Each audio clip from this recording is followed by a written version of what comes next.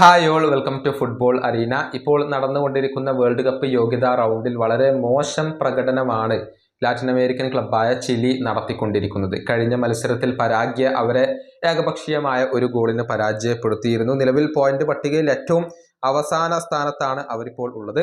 13 മത്സരങ്ങളിൽ നിന്ന് കേവലം 2 വിജയങ്ങൾ മാത്രമാണ് അവർ നേടിയിട്ടുള്ളത്. ഇനിയിപ്പോൾ വേൾഡ് കപ്പിന് യോഗ്യത നേടുക എന്നുള്ളത് ചിലിയെ സംബന്ധിച്ചിടത്തോളം വളരെയധികം ബുദ്ധിമുട്ടുള്ള ഒരു കാര്യമാണ്. എന്നാൽ ചിലി സൂപ്പർ താരമായ ആർതുറോ വിദാലിന്റെ കോൺഫിഡൻസിന് ഇപ്പോഴും ഒരു കോട്ടവും തട്ടിയിട്ടില്ല.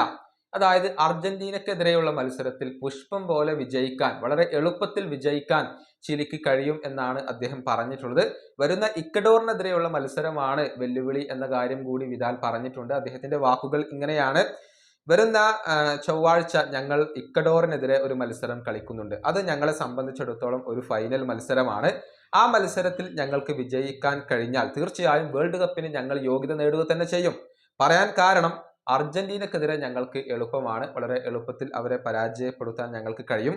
കാരണം അർജന്റീനക്കെതിരെ എപ്പോഴും മികച്ച പ്രകടനം പുറത്തെടുക്കാൻ ഞങ്ങൾക്ക് കഴിയാറുണ്ട്. പ്രത്യേകിച്ച് ഞങ്ങളുടെ മൈതാനത്താണെങ്കിൽ ഞങ്ങൾ മികച്ച പ്രകടനം നടത്തുകയും തീർച്ചയായും ഞങ്ങൾ 3 പോയിന്റുകൾ നേടുകയും ചെയ്യും.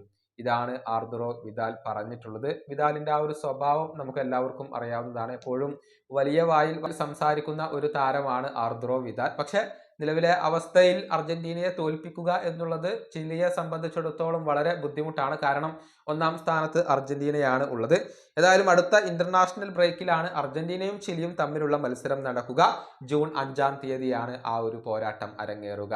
ഈ വീഡിയോയുടെ അവസാനിപ്പിക്കുന്നു. അടുത്ത വീഡിയോയുമായി വീണ്ടും കാണാം.